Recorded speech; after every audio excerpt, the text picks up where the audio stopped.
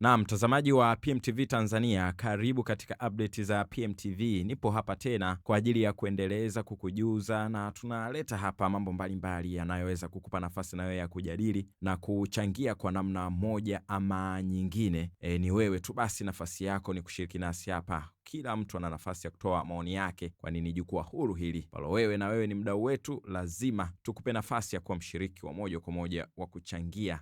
Lakini pia nakukumbusha kitu kikubwa zaidi ni kutoka PMBet, kwani hawa ndio wanaotupa nguvu, lakini hawa pia wanaweza kukupa nguvu wewe, kwa sababu kile wanachokifanya ni kwa ajili yako wewe Mtanzania na wewe afisa ubashiri. Kuna ushindi mkubwa wa magari yanatoka kila kukicha. Toyota IST, lakini pia Toyota Harrier zinatoka na Jet2 Dashing, moja kati ya magari ya kifahari hayo. Sasa ninayo update kuhusu rais wa Marekani Donald Trump, ambaye Trump ameongeza muda wa kusitisha mapigano. Rais wa Marekani Donald Trump ametangaza kurefusha muda wa makubaliano ya kusitisha mapigano na Iran kufuatia ombi la Pakistani, ambayo imekuwa mpatanishi katika mzozo huo, ambapo hatua hiyo imekuja wakati juhudi za kidiplomasia zikiendelea kufanikisha mazungumzo ya amani kati ya pande hizo mbili. Trump amesema ameongeza muda huo hadi pale Iran itakapowasilisha pendekezo lake na mazungumzo ya amani kukamilika, akibainisha kuwa uamuzi huo umelenga kuwapa viongozi wa Iran nafasi ya kuafikiana kuhusu kile alichokiita pendekezo la pamoja, huku ikiwa bado haijabainika wazi iwapo Tehran imekubaliana na uamuzi huo. Wakati huo huo, ikulu ya White House imesitisha safari iliyopangwa ya makamu wa rais JD Vance kuelekea huko Pakistan kwa ajili ya duru ya pili ya mazungumzo, ambapo Iran haijaeleza wazi ikiwa itashiriki, na imesisitiza kuwa itaungana nayo iwapo tu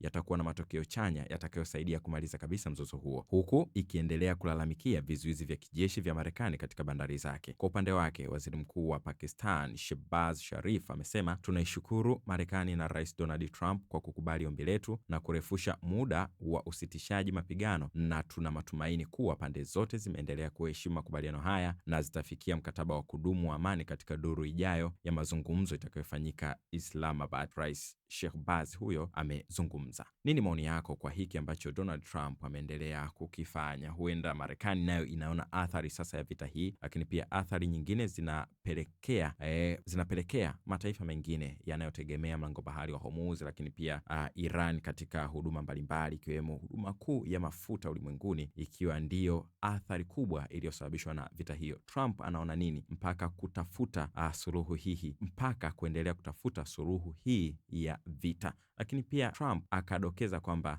Iran imefilisika, ambapo rais huyo wa Marekani amedai kuwa uchumi wa Iran unazidi kudhoofika, huku taifa hilo likikabiliwa na changamoto kubwa za kifedha. Kupitia ujumbe wake kwenye mtandao wa Truth Social, Trump amesema Iran inapoteza takriban dola milioni 500 kila siku, akidai hali hiyo inasababisha ukosefu wa malipo kwa baadhi ya vyombo vya usalama, ikiwemo jeshi la polisi. Aidha, Trump amesisitiza kuwa Iran inahitaji kufunguliwa haraka kwa mlango bahari wa Hormuz ili kusaidia kupunguza presha ya kiuchumi. Hayo yote ni Trump kujaribu huenda kuwapa presha Iran waweze kukubaliana na masharti yake, ama nini haswa lengo lake? Shiriki nasi hapo kwenye sehemu ya maoni. Asante.